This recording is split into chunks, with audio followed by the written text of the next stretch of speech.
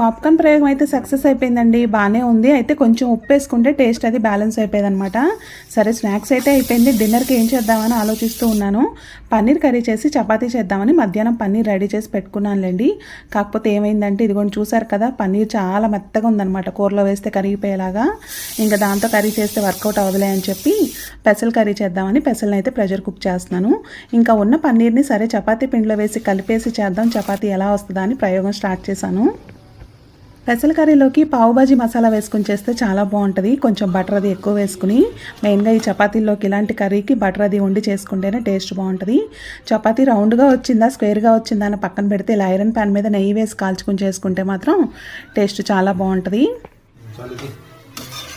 ఇంకా అలా చపాతీ చేస్తుంటే ఈయన కూడా వచ్చి హెల్ప్ చేశారు. ఇద్దరం కలిసి చేసాము. ఎమ్మీ చపాతీ చాలా సాఫ్ట్గా ఉందండి. పన్నీర్ చపాతీ పతి సమేతంగా చపాతీని అయితే తినేసాను.